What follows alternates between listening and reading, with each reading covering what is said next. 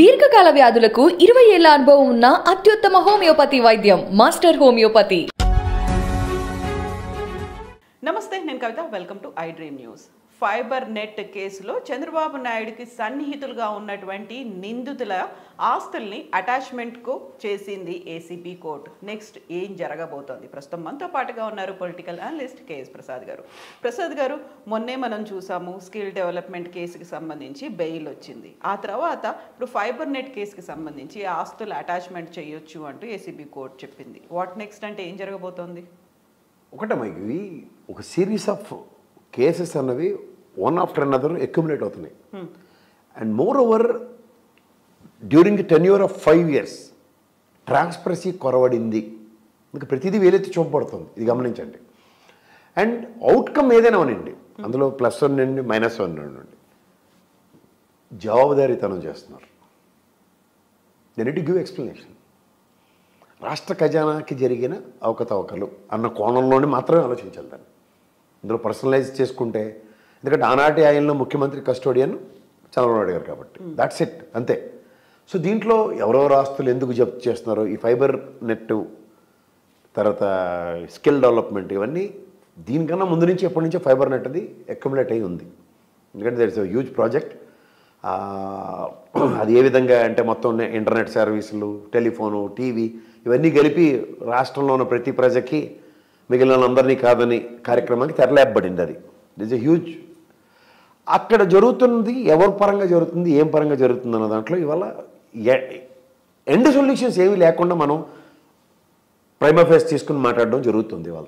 So దాంట్లో court ఇవాళ ఆస్తుల అటాచ్మెంట్ దాకా వెళ్ళిందంటే, నాడు జగన్మోహన్ రెడ్డి గారితో కూడా సిబిఐ సిఐడి వాళ్ళు వీళ్ళందరూ చేసినవన్నీ అటాచ్మెంట్లే కదా. తర్వాత ఏమవుతుందో అన్నది తర్వాత విషయం. ఫస్ట్ అటాచ్మెంట్స్ పర్వం స్టార్ట్ అయింది, అలా చూడడమే. దీంట్లోంచి రైటో రాంగో, వీళ్ళు చేసింది రాంగు లేకపోతే రైట్ అనేది కోర్ట్ ఆఫ్ లాలో ఉన్నది. సో సబ్జుడిస్ కిందే వస్తుంది ఫస్ట్ ఆఫ్ ఆల్. రెండోది, దీంట్లో ఒక్కొక్కరు ఒక్కొక్క పక్షాలను వహించేసి ఇది రైట్ కాదు, ఇది తప్పు, అన్యాయం చేస్తున్నారు, ప్రభుత్వం వెంజెంటా పాలిటిక్స్ ఇవన్నీ మాట్లాడుతున్నారు. ఇందులో వెంజెంటా పాలిటిక్స్ అన్న దానికన్నా first of all political parties కింద ప్రజాస్వామ్య పరిరక్షణకి 5 సంవత్సరాల టెన్యూర్లో అవకతవకల కింద ప్రజలు చూడండి. అంతకన్నా ఇంక దీంట్లో అటాచ్ చేసుకోవద్దు. లేదా సత్యశీలతను ప్రూవ్ చేసుకోవాలి అనుకోండి court of Lalo, what ever they set was wrong అన్నది. అప్పటిదాకా మనం ఎవరికి సర్టిఫికేట్ ఇవ్వడానికి నేనైతే రెడీగా లేను, వకాలత్ తీసుకోవడానికి కూడా. సో ఇది అటాచ్మెంట్ జరుగుతుంది అంటే ఖచ్చితంగా కేసులో some density is there. Otherwise court ఎందుకు కన్విన్స్ అవుతుంది? ఇప్పుడు నేను నన్ను దొంగ అని కూడా అనొచ్చు, కానీ గౌరవ న్యాయస్థానం నన్ను దొంగని కన్ఫెక్షన్కి వచ్చింది అనుకోండి అంటే నమ్మే పరిస్థితికి వెళ్తుంది అక్కడ పరిస్థితి. అందుకని నేను బయట కూర్చుని కేఎస్ ప్రసాద్ అనే అచ్చాని పచ్చపోస నేను చాలా ఇన్ని ప్రవచనాలు చెప్పాను ఇవన్నీ ఎవరికి కావాలి? When somebody wants to prove in court of law, అది కూడా కరెక్టమైన పద్ధతిలో ప్రూవ్ చేసుకోలేనప్పుడు ఖచ్చితంగా దానికి వేలెత్తి చూపబడిన వ్యక్తి కిందే ఉంటారు ఇవాళ. ఆ వేలెత్తి చూపబడిన విధానానికి సమాధానం మీరే చెప్పాలి, నేను కాదు కదా. అది తెలుసుకుంటే చాలు, అంతకన్నా ఇంకెళ్ళేది దీంట్లో. సో మొన్నే ఒక కేసులో కాస్త ఊరట లభించింది, బెయిల్ వచ్చింది అనుకున్నప్పుడు ఇప్పుడు సడన్గా ఇప్పుడు ఈ విషయం అనేది రావడం, ఫైబర్ నెట్ కేసు ఇంకా ఇది స్టిల్ ఎలైవ్ ఉంది, దీంతో పాటుగా మరికొన్ని కేసులు పైలప్ అయి ఉన్నాయి అనుకున్నప్పుడు ఆ నెక్స్ట్ స్టెప్ అనేది ఎలా ఉంటుంది అనుకుంటున్నారు? ఇప్పుడు నెక్స్ట్ స్టెప్ అన్నది ఎలా ఉంటుందంటే, 52 రోజుల పాటు మనం నిశ్చితంగా గమనించాం కదా. కోర్టులు మనుషులు కోర్టుకి వెళ్ళాడు బయటికి వెళ్ళాడు ఒకటని చెప్తూ ఉంటారు కదా. అలాగే అవి ఎప్పటికీ జీవితంలో తేలవు. ఇప్పుడైతే ప్రస్తుతానికి నేను గతంలో చెప్పినట్టు 2 ముఖ్యమంత్రులు బెయిల్ మీద ఉన్న వ్యక్తులే. ఎన్నాళ్ళు ఒక అడ్వాంటేజ్ ఉంటుంది చంద్రబాబు నాయుడు గారికి, అది లేదు ఇవాళ, అది కోల్పోయాడు ఆయన. రెండోది, తెలుగుదేశం పార్టీ చంద్రబాబు నాయుడు గారు గ్రహించవలసిన విషయం ఏంటంటే 52 days ఆయన ప్రజెన్స్ లేకపోవడంతో టోటల్ పార్టీ ఆబ్సెన్స్ అనేది గమనించమనండి. ఒక ప్రాంతీయ పార్టీ ఎప్పుడు ఒక వ్యక్తి చుట్టూ పరిభ్రమిస్తూ ఉంటుంది. సెకండ్ ఎవరు నెక్స్ట్ పార్టీ కార్యక్రమాలు ఏంటి, ప్రజలతో కార్యక్రమాలు ఏవీ లేవు కదా. నెంబర్ 2 ఎవరు అనేది, నెంబర్ 2 పక్కన పెట్టాడు, ఎవరన్నామనండి, అది అనవసరం.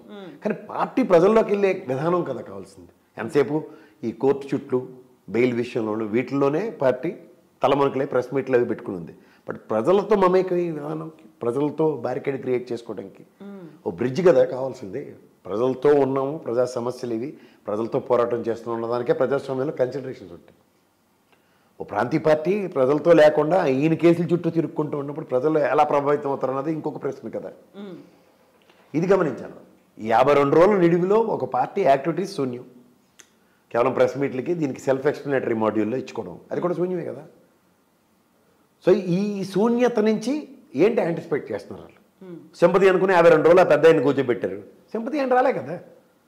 తర్వాత ఇంకొక విషయం నేను చెప్పదలుచుకున్నా. ఇప్పుడు ఈ ప్రాసెస్లో లోకేష్ ఆయన పాదయాత్రలో అట్లా మైకులు పట్టుకుని మాడిందంటే 10-11 కేసులు ఉంటే కుదరు రండి అన్నది, ఇవన్నీ కదా ఆయన ప్రవచనాలు చెప్పాడు. వాళ్ళ నాన్నగారు జైల్లో ఉన్నప్పుడు ఆయన పార్టీ అధ్యక్షుడు కదా. వీళ్ళు స్వచ్ఛందంగా 70 లక్షల కార్యకర్తలు అన్నవాళ్ళు జైలు బరో పిలుపుకి ఎందుకు వెళ్ళాయి? ప్రజల్లోకి రావాలి కదా.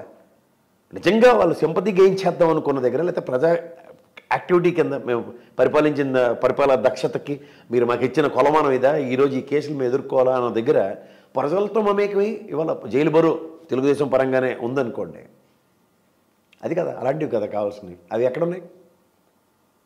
ఇవి ఎప్పుడైతే లేవో this are all to be called and noted as party activities కింద పరిగణలోకి తీసుకుంటాం. పార్టీ యాక్టివిటీస్ లేని దగ్గర నిస్త్రాణంగా ఉన్నట్టే కదా. అలా నిస్త్రాణంగా ఉన్న పార్టీ రేపు ప్రజాక్షేత్రంలో ఎలక్షన్స్కి ఎట్లా వార్ జోన్ క్రియేట్ చేస్తుంది అన్నది కదా పెద్ద ప్రశ్న. ఎగ్జాక్ట్లీ. ఈ వెసులుబాటు ఎందుకు? అక్కడ 175 ఏం చేసుకుని అతను వస్తున్నాడు జగన్మోహన్ రెడ్డి. ఇక్కడ ఈయనేమో నిస్సహాయ స్థితిలో ఏ పని చేయకుండా స్తబ్దంగా కూర్చోడం, ఇవి ఎక్కడికి లీడ్ అవుతున్నాయి? పేపర్జీ యాంటిసిపేట్ చేసిన ప్రజా స్పందన కూడా కనపడలే కదా. అప్పటికి భౌగోళిక రక్తి కట్టించడానికి రైల్లో ఎవరో ఇక్కడే రాముడు నడియాడని ప్లేస్ లాగా రాజమండ్రి పరిసర ప్రాంతాల్లో చంద్రబాబు నాయుడు గారిని జైల్లో పెట్టిన ప్రాంతం అని ఏవో కథలు నడిపించారు కదా. అయినా సరే అది రక్తి కట్టలే కదా. సో వాట్ నెక్స్ట్ అన్న దగ్గర ఫుల్ స్టాపే పడి కనబడుతుంది కదా. అసలు పార్టీ యాక్టివిటీస్ ఎప్పుడు కామా ఉండాలి. ఇప్పుడు పార్టీని పునర్నిర్మించాలి, ప్రజల్లోకి వెళ్ళాలి, అండ్ ఎలక్షన్స్ కోసం ప్రిపేర్ కూడా అవ్వాలి. ఇప్పుడు తెలంగాణ ఎలక్షన్స్ తర్వాత నెక్స్ట్ ఆంధ్రప్రదేశ్ ఎలక్షన్సే ఉంటాయి. టైం అనేది కూడా చాలా తక్కువే ఉంది. ఎలా ప్రిపేర్ చేసుకుంటారు అసలు? ఇప్పుడు అదే ఇప్పుడు నువ్వు పునర్నిర్మాణం అన్నదానికి 42 సంవత్సరాలు లెగసీ కలిగిన పార్టీ పునర్నిర్మాణించుకోవడం ఏంటి అంటే ప్రజల యాక్టివిటీస్ని వీళ్ళు డిజైన్ చేసుకోవడానికి కూడా ఇవాళ వెసులుబాటు లేదంటే ప్రజా సమస్యల మీద ఇప్పుడు మీరు జగన్మోహన్ రెడ్డి ప్రభుత్వాన్ని ఈ భౌగోళిక కూర్చొని రోజు దుమ్మెత్తిపోస్తున్న దాంట్లో ప్రజల్ని ఎందుకు కనెక్ట్ చేయట్లేదు మీరు? ప్రజలు కదా ప్రతిస్పందించవలసిందే, ప్రజా ఉద్యమాలు కదా చేయవలసిందే ఒక అపోజిషన్ పార్టీ. అది ఏదని అడుగుతున్నా. మీరు ఇవన్నీ చెప్తున్నారు, ఇక్కడ బాగానే ఉన్నాయి. ఫైనాన్షియల్ ఇర్రెగ్యులారిటీస్ గురించి చెప్తున్నారు, నెక్స్ట్ ఎప్పటిమొప్పటి రేట్లు చెప్తున్నారు, పెట్రోల్ చెప్తున్నారు, లిక్కర్ చెప్తున్నారు. ఇవన్నీ అందరూ ఎక్కడికక్కడ స్టేట్మెంట్లే కదా. పురంధేశ్వరి గారు స్టేట్మెంటు, చంద్రబాబు నాయుడు గారు, లోకేష్ అందరూ స్టేట్మెంట్లకే కన్ఫైన్ అవుతున్నారు. మద్యం ధరలు ఎవరికి కావాలి? నువ్వు మద్యం మీద అది ఎలా ఉంటుంటే అడకత్తిలో పోక చెక్కలాగా ఉంది వాళ్ళ పరిస్థితి. మద్యం గురించి ప్రభావవంతంగా మాట్లాడదామన్నా నువ్వు తగ్గిస్తావా అన్న ప్రశ్నకి సమాధానం లేదు. ఎందుకు? 20 years ఇక్కడ పణంగా పెట్టబడింది.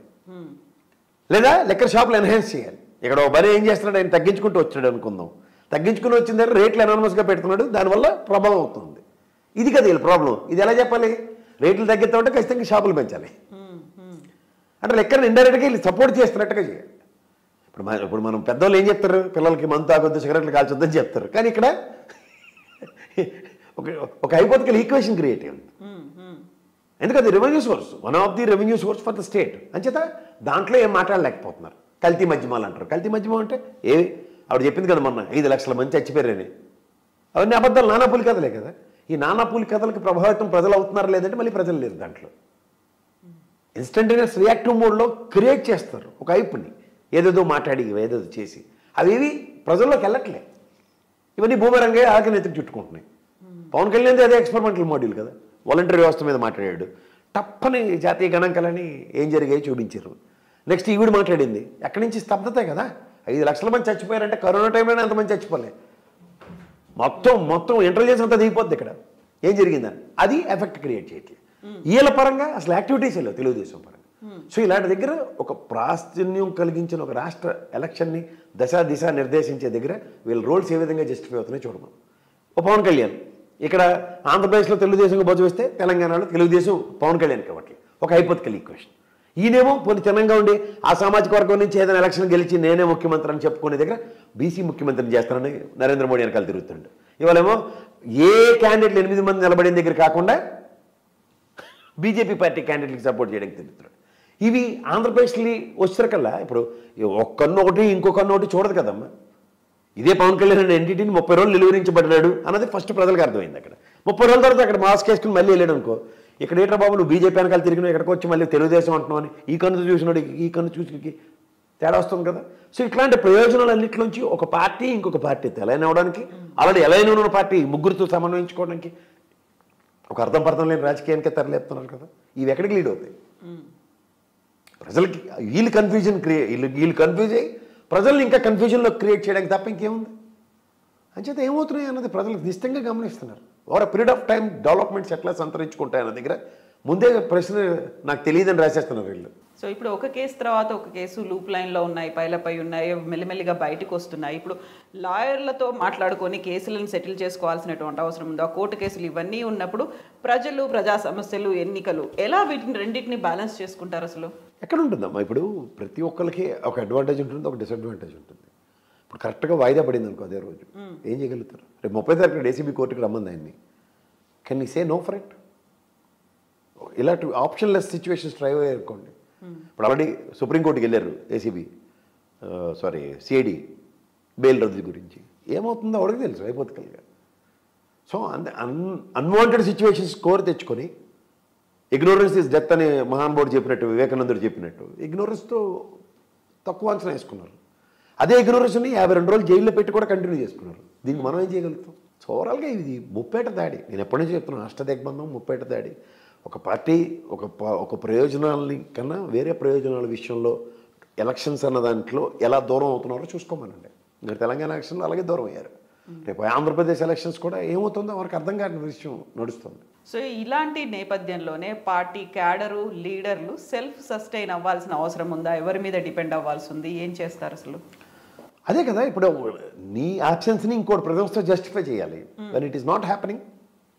లోకేష్ అదే పని చేసాడు. ఇక్కడ నుంచి పోయి ఢిల్లీలో కూర్చున్నాడు. ఆయన ఏమైంది? ఎవరితో నడిపిస్తున్నారు? ఇవన్నీ ఇంటర్నల్గా వాళ్ళ యాక్టివిటీస్ అమ్మా. ఐఎమ్ టాకింగ్ అబౌట్ ప్రజలతో పార్టీ ఏది అన్నది ప్రశ్న కదా ఇవాళ. ప్రజలతో పార్టీ ఉందనుకో, యాక్టివిటీస్ గోయింగ్ ఆన్. అది లీడర్లు లేదా స్థానిక నియోజకవర్గం సంబంధించిన ఇన్ఛార్జీలు వీళ్ళు పనిచేస్తూ కనబడ్డరు అనుకో, తర్వాత ఎవరైనా మాట్లాడచ్చు.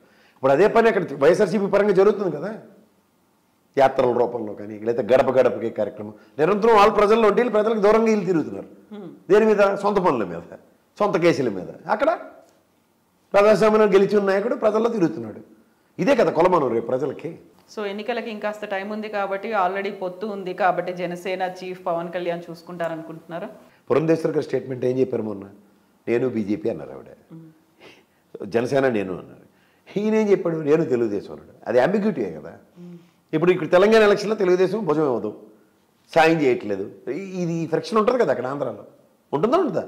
మళ్ళీ 8-8 ఓడిపోయి ఇక్కడి నుంచి మళ్ళీ అదే తెల్లమొహం వేసుకుని ఆయన వెళ్ళాడు అనుకో అక్కడికి, ఏమవుతుంది? ఆల్రెడీ మంటెక్కిపోయి ఉన్నారు 0 సీట్లు అని చెప్పి. ఇది ఇంకొంచెం యాడెడ్ ఫ్యూలే కదా.